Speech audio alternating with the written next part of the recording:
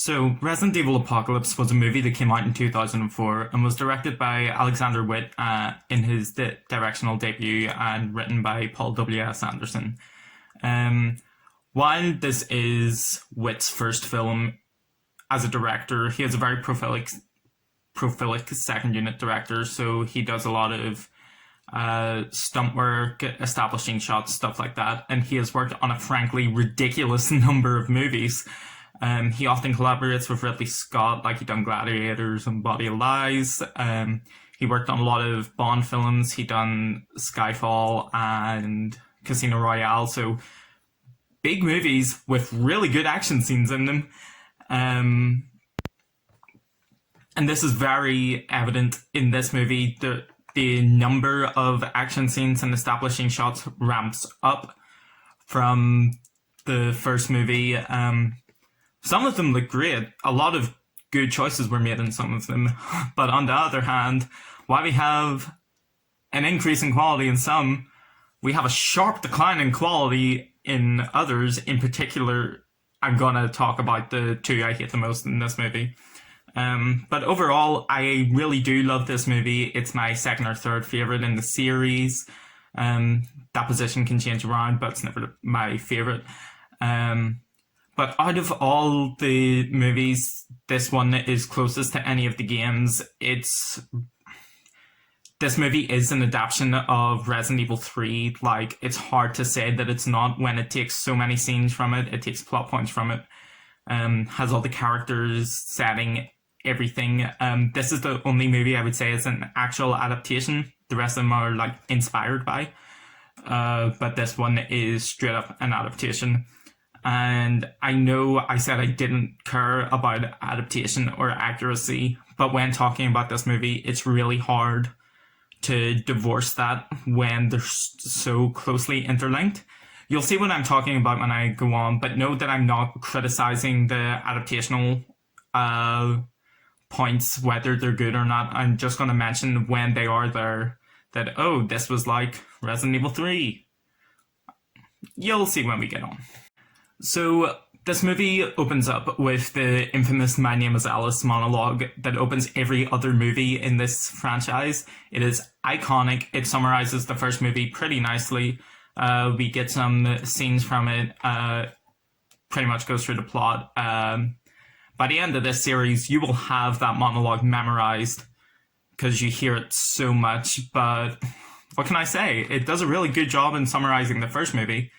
And it kind of gives you all you need. So if you start in Apocalypse, you won't be missing that much. Just saying. But after the monologue, we see life as normal around Raccoon City. We see idyllic middle-class white neighborhoods. We see sunny days, bright skies, stuff like that. It looks like a paradise. But then we see the seedy underbelly of the city when we very literally go underground and see a group of people in hazmat suits outside the blast doors that we saw in the first one at the entrance to the hive. And I just want to point out, in the first one, when they were closing it, they sent like a SWAT team, soldiers, fully armed up people to just close it, shut it down, and retrieve some information. But now that they're actively going in to explore, to find out what happened, they're sending in medical teams with only hazmat suits and no gear to protect them. And it is interesting that they decided to do this because Umbrella were 100% aware of what was going on. They knew that the AI freaked out and killed everyone. They made the decision to close it down because they knew it was a biohazard, but yet they're still deciding to open it to find out what happened, even though they were 100% sure of what had happened and made the decision to close down the facility for good. Whatever, we need the inciting incident. So the hazmat suit guys go in, they see that there is a lot of points of interest on their map, and they get attacked. So after this, Umbrella are like, oh no, we did an oopsie, we need to get our people out of here. So they start evacuating all their top people from Raccoon City. And here's where we meet Dr. Ashford. If you know the games, he was one of the founders, and in this movie, he is explained to just be a virologist. But he's one of the top ones, and he is played by Jared Harris, real life biohazard expert from the series Chernobyl. He starts making a fuss, being like, I can't leave without my daughter. So then we see Angela Ashford, different name, being evacuated, and they're just driving through the empty streets of Toronto, like not a single car on scene. Then it's like a comedy smash cut where like this giant truck just demolishes their car that no one should have been able to survive. But we see that Angela did. Let's keep that in mind, shall we? After this, we cut to Jill strutting in from a night out. I guess this was given as an explanation to why she was wearing something so impractical during a zombie breakout. But whatever. When she's taking off her heels and stuff, it pans to some newspaper clippings which show that the mansion incident and everything going on in the Arkline Mountains did happen in this universe as well, and that Jill tried to expose it but was labelled as a conspiracy theorist and got suspended from her position on the police force. But she kept all her dispatch stuff, and this is when we hear that zombies are breaking out. And we also see some news reports about the fact that cannibalistic people are attacking people in the city. They don't know what's going on. Everyone's in shock. And this is when Jill gets on her boots and gets to action, and we see her full on, like, in this scene, we didn't see her face or anything. We literally just saw her legs, which was a choice, but in the next scene, we see her full just going off, and it's great. So one thing I actually really like about this movie is the progression of the zombie outbreak. So we see when they reopened the hive that there was a big group of zombies that escaped. So it wasn't a situation of patient zero biting a few people and what should be a reasonably easy containment situation just getting exponentially bad. Like, we see that it had a big start and it just gets worse. And also it wasn't dealt well with at the start. Like, we see ineptitude from the police who were like trying to arrest the zombies and were getting bitten while doing it. Jill was the only one that had the common sense to start shooting whenever people were being cannibalized in front of them. But this gradual build-up, I think, is done really well. And the T-virus has the bonus of being an airborne virus. And while it is explained in the games at least that 10% of the general population has immunity to the virus, the fact that it's airborne and had a big start, like, it makes sense that the T-virus gets so bad and was able to overcome a whole city. And I think that the movie does a good job in showing that. But anyway, we get to the police station. We see Jill in full. She is played by Sienna Guillory. And I think that her casting is really well done. I think she plays the character really well. She does the best with what she was given.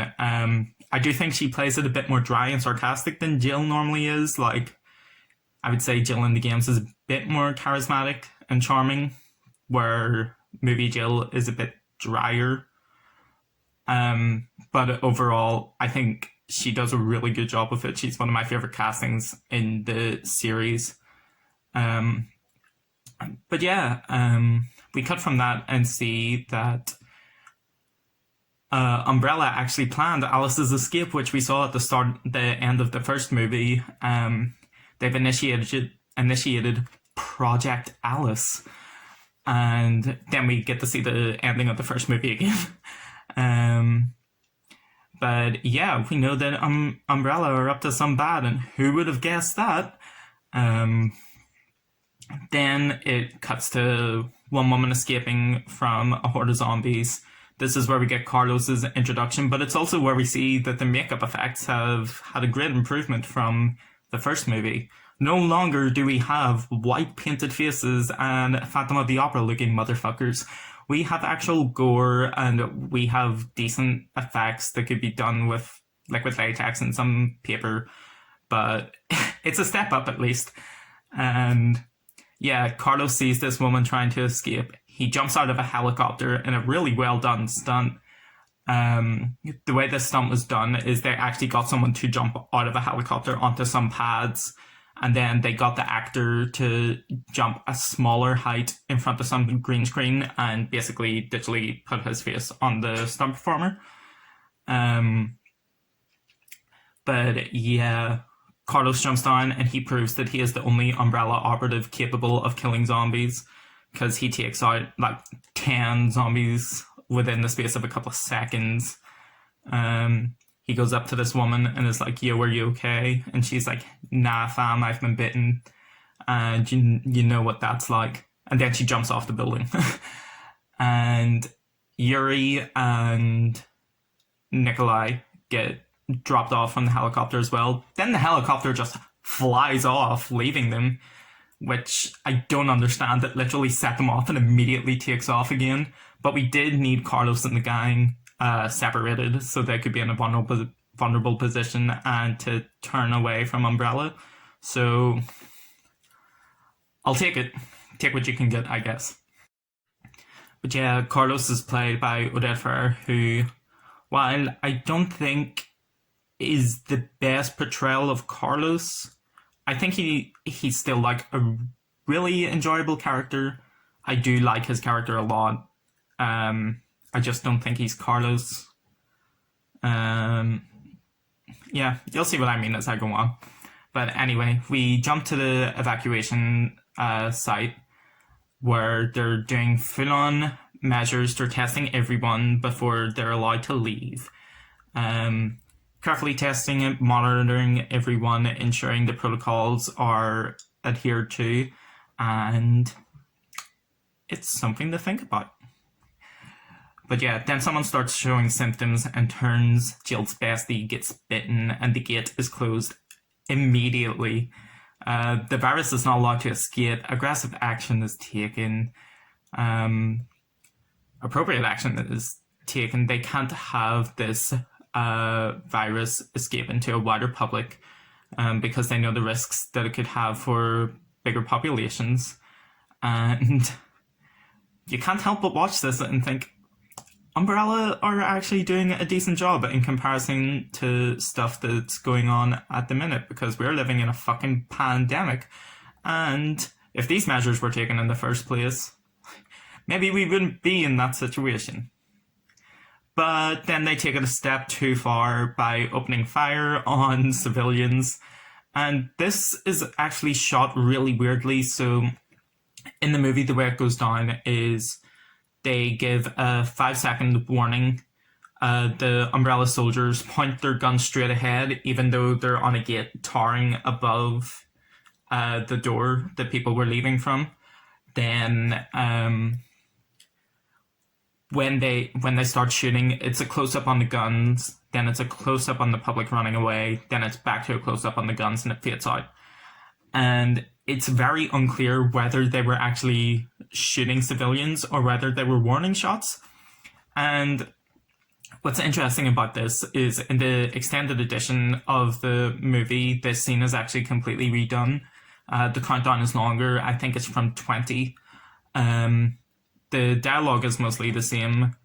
Jill is still like, they want fire, they're bluffing. And then she's like, no, we need to get everyone out here. So they start telling everyone to run away. Then when they start firing, we see that the guns are angled down and we see bullets hitting people. We see them dropping. We see that Jill and Peyton and Terry have to hide behind a car, and we see that actively being hidden. And I don't know why they've done this. Maybe they thought it wasn't a good look for Umbrella to be shooting civilians, even though they're the villains of the movie. But I think this movie had a 15 rating, which is either R or PG-13 in America. Not too sure. But yeah, it's just an interesting variation. So it cuts to our boy Harris looking hacking into the security systems of Raccoon City to try and round up survivors to go and find his daughter. We see that the tech has had a bit of an upgrade from the last movie, which it's still interesting, but it is a slight upgrade. But while he's looking around, we get a lot of establishing shots of Raccoon City. We see Umbrella being inept at actually killing a single zombie.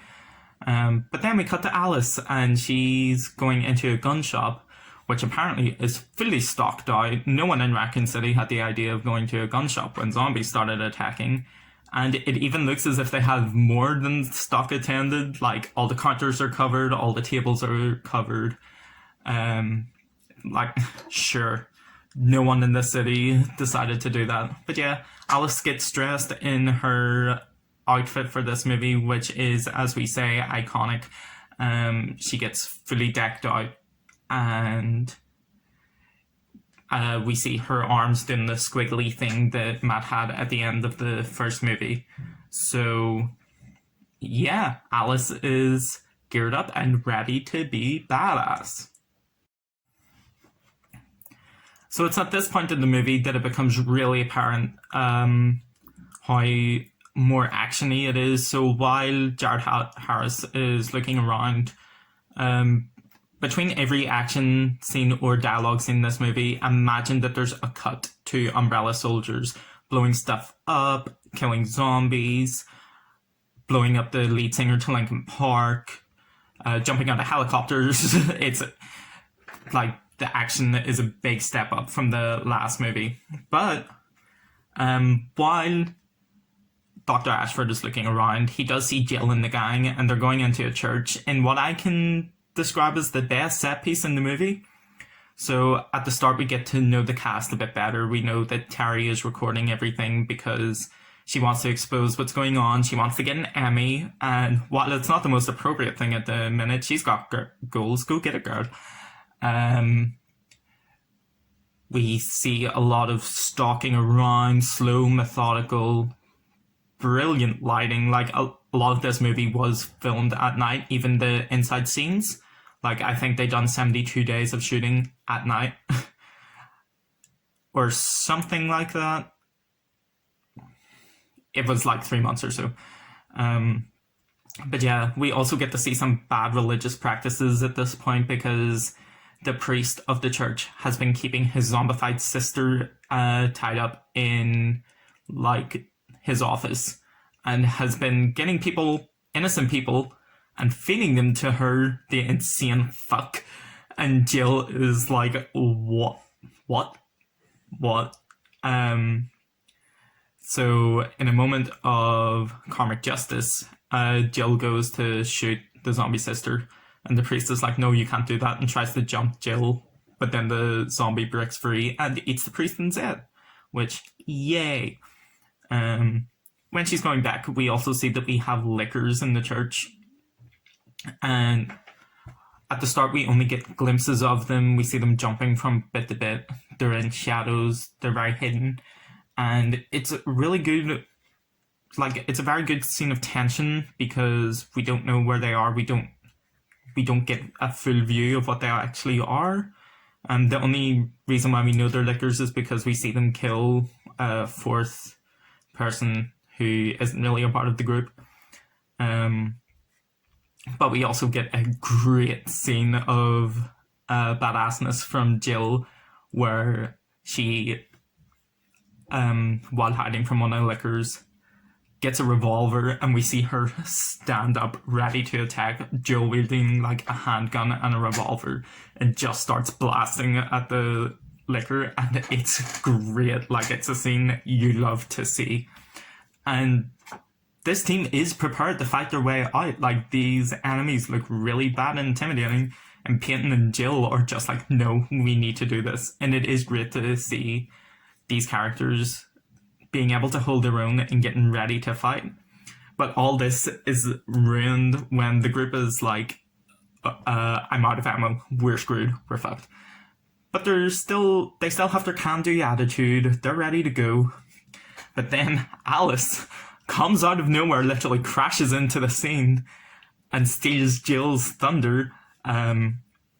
She crashes through the stained glass window, Jill wielding machine guns, starts shooting up the place.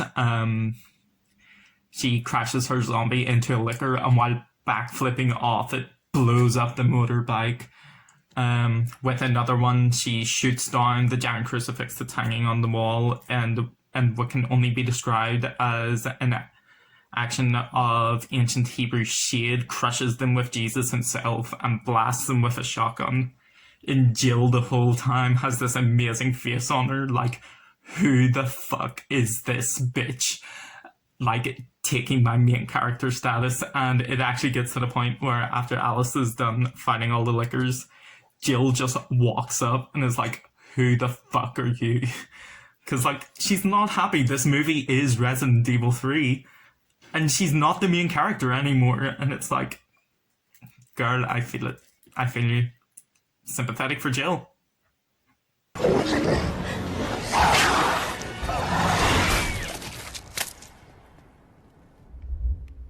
the fuck are you? So it's at this point where we're introduced to one of the more annoying characters in the series. He's the most annoying in this movie, at least. His name is LJ. He's introduced through one-liners and getting distracted by zombie titties and crashing his car as a result. And no offense, but if anyone is out here for getting distracted by titties in the middle of a zombie infection, get help. I'm sorry. There's no excuse in a life or death situation to crash your car that you were using to get around. But yeah, just an introduction scene. He'll be back later. After this, we see the group going into a graveyard because we need to recreate scenes from Resident Evil 3, but we don't have the gravedigger here. But what I do like is, in the extended edition at least, they're aware of the fact they're in the graveyard, so like, they come up and Terry is like, has anyone else fucking noticed we're in a graveyard in a zombie infection? And Alice is like, it reanimates the recently dead. These people have been dead for a long time. And it's like, I like that scene of self-awareness. It's great. Eventually, the zombies do start rising out of the graves, and this is just our moment of badass action. We see all the main characters going at it hand to hand. Not the choice I would have made in this situation, given that Alice did just come fully stocked and ready to fight. But yeah, this scene is one of the scenes that I mentioned that the action is bad. For some reason, they chose to film this scene in really choppy cut like scenes. It's not slow motion, it's just really weird. It's like 5 frames a second, and the sound editing in this is incredible.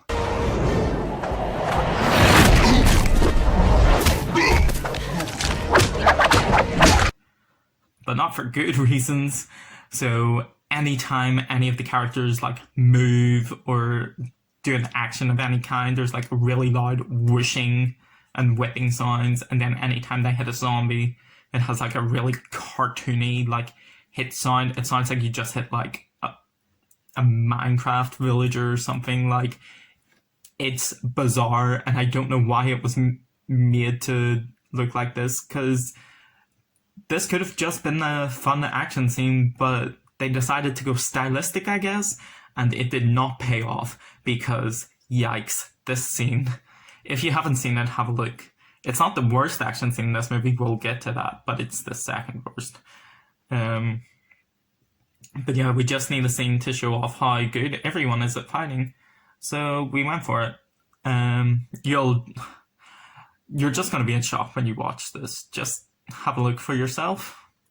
But anyway, we cut to the Umbrella big bad, and they're like, activate the Nemesis program. And the point of the Nemesis program in this movie is it's kind of similar to why the Umbrella operatives were sent in Resident Evil 3. So it's to test the bioweapons capabilities in infection state, like they done with Carlos and Nikolai and Yuri and stuff. But in this one, it's more specific to test Nemesis and Alice in an infection state and how they can fight. And points for bringing the game's plot over, but it's not as well done, and we'll see when we get into it. Yeah, at this point, Carlos is also bitten by Yuri. Oh no. So we cut to LJ running into the current STARS team, who are all immediately killed by Nemesis. So in the voiceover from the Umbrella people, they're like, they're STARS, they're the best, they know how to fight, this will be a challenge. And they are gunned down in the space of about 10 seconds at most, and like, no effort was made. But LJ's left alive because he wasn't a member of STARS and was deemed by Nemesis's Terminator vision to not be a threat. So he just leaves him be. And LJ is still around for more time. So we cut back to Alice and Jill, and everyone's praising Alice. They're just like, you're such a good fighter, Alice. You're so good, Alice. How can you do that? And she's like, yeah, I was experimented on, and I don't even feel human anymore. And it's at this point where Ashford gets in touch with the gang and is like, find my daughter, you'll be killed. And then they decide to discuss the proposition in a trolley car because, again, Resident Evil 3 scenes. They discuss about how they plan to nuke the city. Peyton suggested that they just hide out and wait for help, and Alice is like, nah, they're destroying this place. We need to get out before sunrise. And they're all like, no, how can they get away with this? And Alice explains they're gonna cover it up with a nuclear reactor meltdown, which again is a fun choice considering Jared Harris is in this movie. And they're like, Umbrella can't do that, clearly not understanding how capitalism works, and a company with a monopolistic hold as big as Umbrella would in fact be able to get away with this. So yeah, they decide to go and get the kid, but on the way, Peyton is killed by Nemesis because he is a STARS member. And in this movie, I have to assume that STARS just means you're a police officer, because it seems like every member of the police is a STARS member, and they don't seem that able. But yeah, Jill goes out and is also identified and gets shot at for about 2 seconds. But then Alice walks up and is identified as the biggest threat. So Jill is no longer being chased by Nemesis, which is like one of the points of that game. And we get a standoff with Alice and Nemesis, which is okay. The big thing about Nemesis chasing Jill was at the start of the game, Jill wasn't able to defeat Nemesis. Like, a lot of those optional fights on your first time around are really hard. You can do it, but it's really difficult. But as the game goes on and you get more skilled in the game, you're able to take out Nemesis. By the end of that game, you're smacking him around. And Nemesis came for STARS, and Jill gave him STARS. But in this movie, Alice can't fight Nemesis at the start for some unknown reason, even though she doesn't get stronger or get more equipment. She just can't fight him at the start. She needs to run away, which, I don't know. We need to keep Nemesis alive until the end. But yeah, Alice decides to run away. There's a lot of explosions, busting through walls, jumping over tables. It's very Resident Evil 3. We do love to see it. And in a scene that always makes me wince, Alice dislocates her finger and has to relocate it. And as someone that has dealt with dislocation and relocation before, she deals with it very well. Making no noise. Go her. I would be screaming. I was screaming before, but then we cut to what is the most unintentionally hilarious scene of this movie.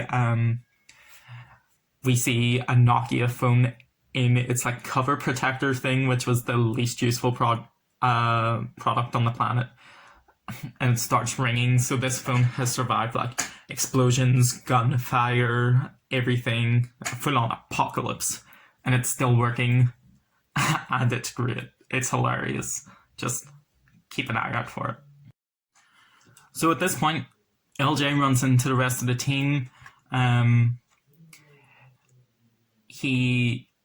They get to the school, which, fun fact, was the same school that was used in Silent Hill and was then later used as the hospital in Silent Hill Revelations.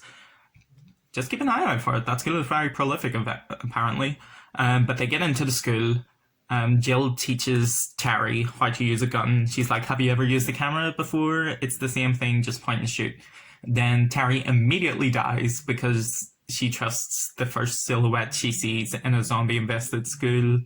Then she gets eaten by a classroom full of kids, and this just reinforces the idea that kids are terrifying, which is something I already knew. Jill eventually finds Angela, and this is the introduction to the zombie dogs, which, again, best actors and all-round good boys. They aren't as meaty and fleshy as they were in the first film, but I don't think they had to undergo as much makeup. So there are only patches where skin has fallen off, and in other patches they still have fur, so it does look like degradation, not just full off like dead. But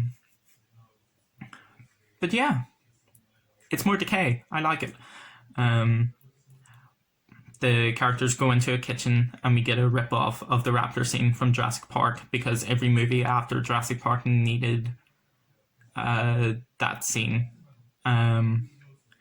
Jill's going around doing stealth kills on zombies. She's being really well, doing it really well, taking care of everything, making sure that Angela's safe, taking care of all the threats, and then devises a plan to get rid of all the dogs. So she turns on all the gas in the room and then is going to light it up. So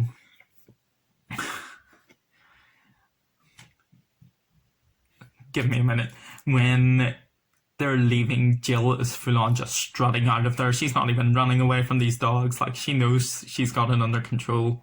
Lights a match, throw it back, and it goes out in the air. And Alice has to be standing outside the door with a cigarette to flick it in and set off the explosion. And this is one of those scenes that I can understand why people don't like Alice as a character. Jill is very capable of her own. She can do things, and the fact that the movie keeps taking scenes away from her that would be good, I understand why people really don't like it. And I don't like it that much as well. A lot of people think of Alice as a Mary Sue, which I don't 100% agree with, but I think this movie makes the biggest argument for it. But yeah, so in a really good fire stunt, Alice blows up the kitchen, and if you look at the behind the scenes of this scene, it's great. So, like, literally the stunt woman and kid were wrapped in a fire blanket, and they just shot off all these flames for ages, and we love a fire stunt. But yeah, I don't like that they take stuff away from Jill, because this is Jill's story. It's Jill's story 100%, and they make her such a side character in her own story. It is one of the reasons this movie isn't my favourite, because I do love Jill as a character. She's one of my favourite Resident Evil characters, and they do her dirty, but Sienna Gilroy plays it really well, so I can't shame it for that. But yeah, after this, Alice reveals that she's infected and Angie's infected, and Jill is giving shady side eye to everyone and is like, you're infected, is there any more infected I should know about around here? And then Carlos struts in and is like, yeah, I was bitten 3 hours ago. and Jill is just done. Like, she is ready to leave this movie. And I love it because Jill just puts up with so much shit in this movie, and everyone's like, no, it's fine. And she's just like, when I said that Jill was played a bit more dry and sarcastic in this movie, you can see why. What kind of fool do you take me for? He's Squidward, you're Squidward, I'm Squidward! Are there any other Squidwards I should know about? Meow. I'm out of here. So it's at this point we get the backstory for the T-Virus and how the Ashfords are good in this story, confirming that they're not the same Ashfords from the games. Apparently the antivirus is made out of stem cells. They could have a lot of real-life applications that could do a lot of good, and they're just the best, apparently. So they decide to give Carlos the antivirus, and I'm going to go on a bit of a rant here, and I know I just did, but we're going on another one. So Carlos revealed he had been bitten for about 3 hours at this point in time. If you remember the first movie, which at this point would have been 2 days ago in the timeline of the movies, our Queen Michelle, aka Rain, was bitten for 2 hours, and she outlasted everyone when it came to not turning. Like, it seemed like she was taking forever to turn, and Carlos has been showing very little symptoms so far. But also, it's really nice that the efficacy of the antivirus has dramatically improved over the space of 2 days, where in those 2 days, the research facility was closed and no progress could have been made on improving them. But yet, Carlos is saved by the antivirus, no questions asked, when Rain, who had been bitten for less time, could not be saved.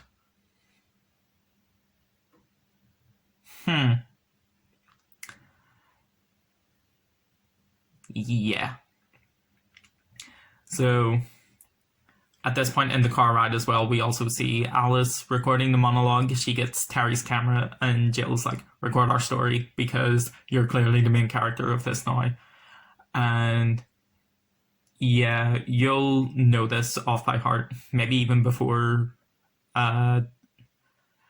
Afterlife, I would say. I knew it off by heart by then.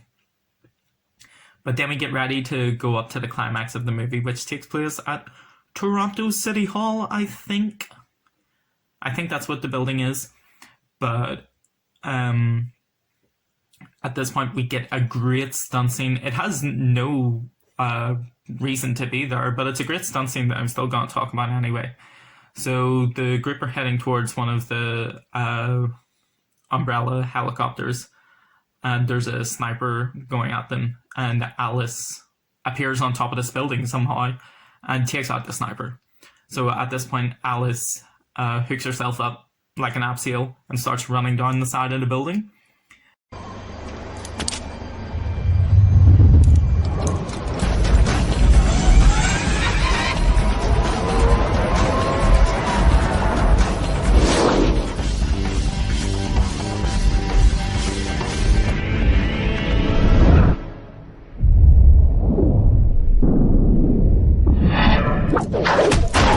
And so the way this stunt was done was they had a stunt performer actually run down the side of this like 200-foot tall building, and Mila Jovovich wanted to do this stunt herself because she's really active in stunt performance and really loves to do them, but the production team wouldn't allow her to do it. So the way they done this scene was they got her on top of the building and put her at the 90-degree angle as if she was ready to start the descent. Then they took her off that. Then in front of a green screen, they got her to run down about 20 or 30 feet of like a scaffolding so they could digitally remove her face and put it on the stunt woman. But then they also got her up to about 30 to 40 feet and made her do the last bit of it as well. And it's like, if you're going to go to the effort of making her do like 3 different points of the abseil, why not get her to do it all? But this stunt is great. It does have like a lot of wide shots so you can see that the stunt is actually a real thing that's happening. It has close-ups of when either Mila was doing it or her face was superimposed onto the stunt woman. And while this stunt has like no real reason for being in the movie, it is great. And it's really well done, and I just feel as if it needed a mention and discussion. So the more you know, there's a bit more on the backstory of it. But yeah, they get to the choppers and then they're caught by the Umbrella big bads. And this is where we get the climactic fight to end the movie. So all our side characters are tied up in zip ties. And Alice is left there and they're like, you're gonna fight your brother. And it's Nemesis. And they get on full on like game show lighting, props for them to use, everything. It gets set up like really artificially, but like it's interesting. I don't know why they needed this. They didn't need the proper lighting to do this fight. You should have had other priorities. But yeah, Alice is like, no, why would I fight? And the Umbrella big bad just shoots Dr. Ashford. And it's like, that was one of our biggest actors in this movie. I don't even care about the rest. Now, do it. And she's like, okay. Even though, whatever. So, this fight scene is one of the worst fight scenes I think I've seen in movies.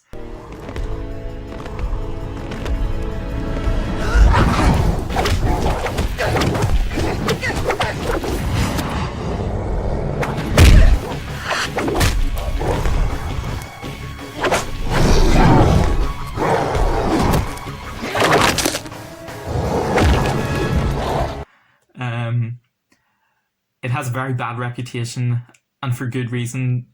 This scene is shot entirely in close-ups, and when I mean close-ups, it like zooms in on an arm or a hand or someone's face. Like, a fight scene, you're meant to be impressed by the choreography, but when it's so close that you can't tell what's actually happening, it kind of ruins the point. And it's also incredibly like made up of quick cuts and like shaky cam, and I don't think a single cut in this scene lasts for longer than a second, so you get very disorientated, which is a shame because if you look up this fight, they done all the choreography. They shot it in like one long sequence, and they learned their lessons because later fights in other movies that were done like this, you see the full sequence. But you can't help but feel bad that this scene that had a lot of effort put into it ended up turning out so bad that you can't see what's happening. You get disorientated, and it's all because of the bad editing, which is insane when you consider that the director of this movie done the action scenes for Casino Royale and Gladiator and Infinity War, and it's like, what happened? What happened that someone decided that this was a good choice? But yeah, it's like, I'm going to use a personal anecdote here, but when I was doing Latin ballroom dancing, one of the photographers videoed one of the performances and done it all from the waist up. And I don't know if you know about dancing, but all the impressive stuff is happening at the feet and legs. So it's kind of that you're like missing the point of how it should have been done. And yeah, it's choices. But eventually Alice wins the fight. She impales Nemesis on a like railing or something like that. But then she immediately feels bad because she's like, oh yeah, this was my friend Matt, who was an environmental cinnamon roll and done nothing wrong. So she starts to get really sad and starts screaming. And the Umbrella big bad is like, you won, you will be the next stage of evolution. Which, okay. The reason why Alice was able to bond with the T-Virus was presumably because she had a natural immunity to it, which, as I stated before, only 10% of the population had. And she also had extensive experiments done on her. There is no way that this would be a viable source of continuing humanity, given the amount of work and effort had to go into Alice. and the presumption of natural human immunity to the extent that the body won't succumb to it while also not defeating it is asinine to try and think that you can progress life like that. But yeah, Alice is like, no, we're gonna fight now. And so our side characters break free and Nemesis turns good, and we get into it. So with Carlos and Jill free, they start taking out all the soldiers. They do most of the legwork in this fight. Alice like runs off, and Carlos and Jill take out all the soldiers. Nemesis does some fighting too. The editing gets a lot better finally. It was just a bit of a blip, but it was a very noticeable blip. But during this fighting, we also see that the nuke has been launched. So the team has like 5 minutes to take care of it. But while all the fighting is happening, we cut to Alice, who has somehow gotten to the inside Toronto City Hall building and is like running through a corridor. And in a recreation of the opening to Code Veronica, there's a chopper like shooting as she's going along, and visually this scene is really nice. But considering that scene was stupid in the games, where it had a bit more context, in this, it's ridiculous. Like, how did Alice get into that building? Why did she decide to get into that building?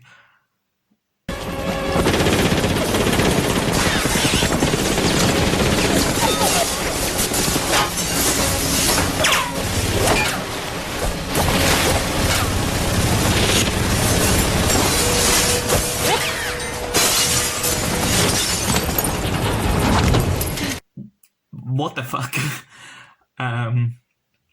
But yeah, they also end it the same way, but also end it worse. So if you've seen that scene from Code Veronica, you would know that when Claire is being held up, she drops her gun, reaches down for it, and then shoots the explosives behind them to take out all the soldiers. In this one, Alice drops the gun, goes down, and just shoots the soldiers individually. Like, it's already ridiculous that none of the soldiers decided to shoot Claire when she'd done this, but she only had one shot to take. Alice takes longer, takes multiple shots, and at no point do they shoot at her. And I get that you're recreating a scene, but pick a stupid scene to recreate. But yeah, that helicopter that was chasing her through the reception of City Hall comes back at her. But Nemesis stops in the way and takes down the helicopter, but in the process ends up getting crushed. And Alice gets hit by some debris, and she's really sad because Matt is dead, even though she only started to remember it was Matt like 2 minutes ago. So the rest of our surviving cast make it onto the helicopter. It flies away, but as it's flying away, the nuke lands, blows up everything in like a near shot-for-shot recreation of the nuke scenes from 2 and 3, which it looks good. It looks good. I actually really like how they've done it. So if that City Hall building, they put explosives in each of the windows and then blew them up. But yeah, it's a really nicely done scene. During the fallout, the helicopter starts shaking like mad, and I think it's a belt buckle comes loose and starts heading towards Angela, but Alice jumps in the way instead and gets impaled like right through the chest, blood coming out of all of her orifices. It looks bad. She's not going to survive. And on top of that, the helicopter also crashes, and in an absolutely mercenary move, the rest of the group left Alice behind. And Umbrella find it in the Arclight Mountains a couple of days later, and they're like, take her back, we're going to experiment on her a bit more. And we get introduced to Ian Glenn. Yay! I actually really like Ian Glenn, but his position in this franchise gets very frustrating by the end. You'll see what I mean. But yeah, Alice is taken to the Umbrella headquarters in Detroit, I think it is, and she gets experimented on a bit. So while Alice is here, she kind of reverts into Lulu from the Fifth Element. She's not able to speak, she doesn't really communicate, but she's a really fast learner and starts to get skills at like a stupidly fast level. Even the chamber she's in is kind of reminiscent of the scanny chamber from the Fifth Element. But yeah, Alice starts to improve very quickly. We get the iconic line that my name is Alice and I remember everything. And we get her like flashing back to her old memories, and we see stuff from before the first movie, which means she remembers some of her old life, which is going to get so annoying. So annoying. But yeah, she full on brings the smack down to all the researchers in that lab, kills some of them, leaves others alive.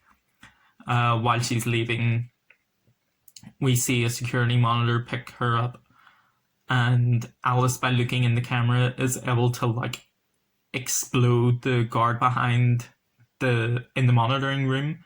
Like, he just starts bleeding from his nose and mouth and eyes and like falls over and all done with a look. So Alice has superpowers now. What? Like, I get that the T-Virus could improve some of your stuff and give you like superhuman abilities, but it never gave you psychic powers.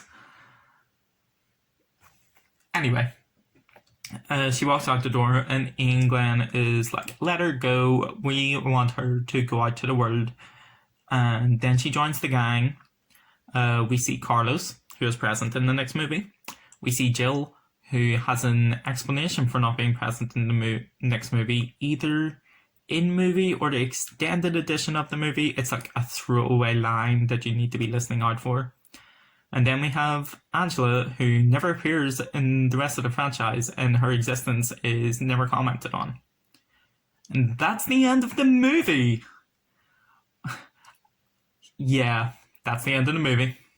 It just leaves us on that cliffhanger that Alice is being controlled, but she's being put out to the world.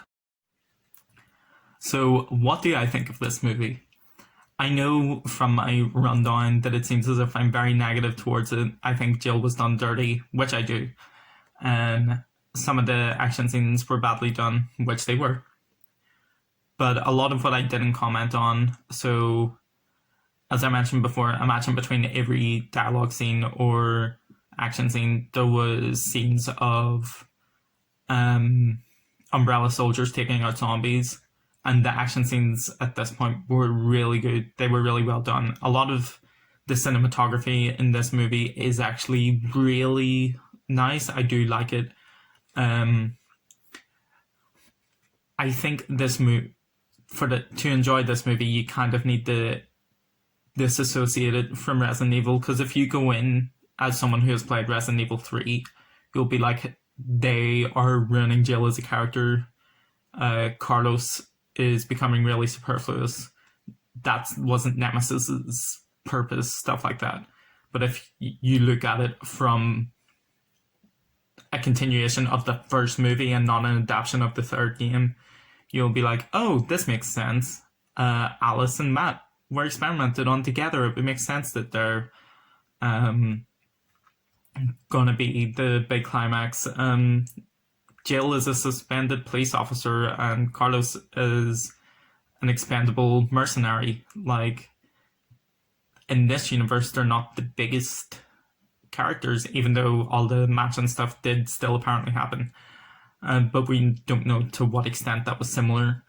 But to get the full enjoyment of this movie, you do need to disassociate from the games.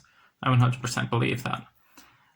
Also, as I mentioned before, the practical effects and gore and stuff has a great step up from the previous movie. I actually really enjoy Nemesis's look in this movie. So how it was done was they had an actor that was like 6'7" or something, and gave him giant platform boots and really thick masks. So like he ended up becoming 7 feet tall or something like that.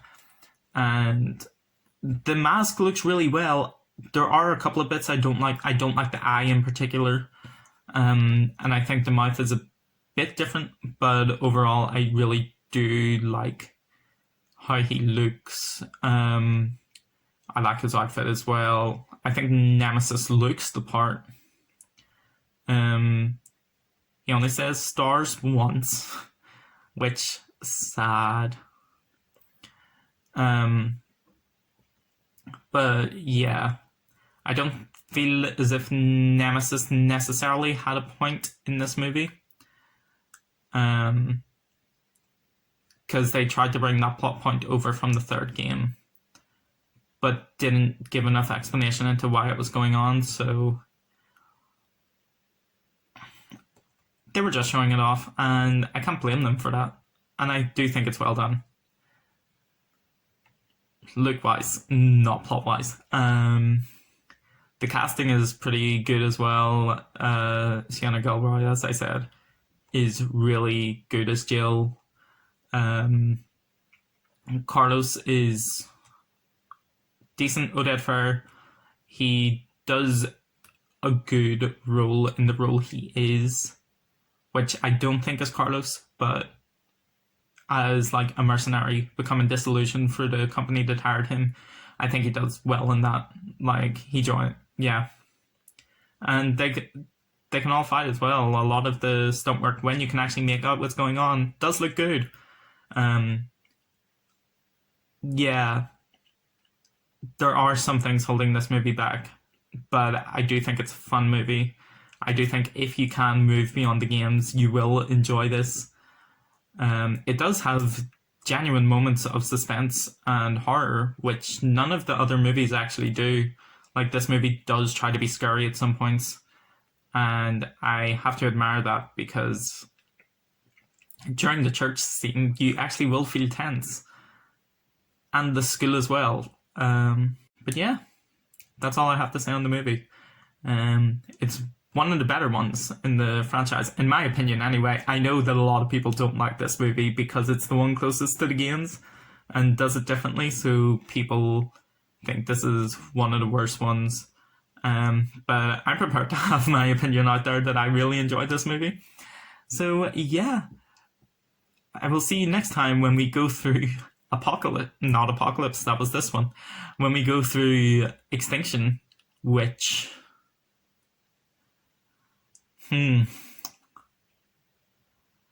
Extinction is a movie. I'll see you then.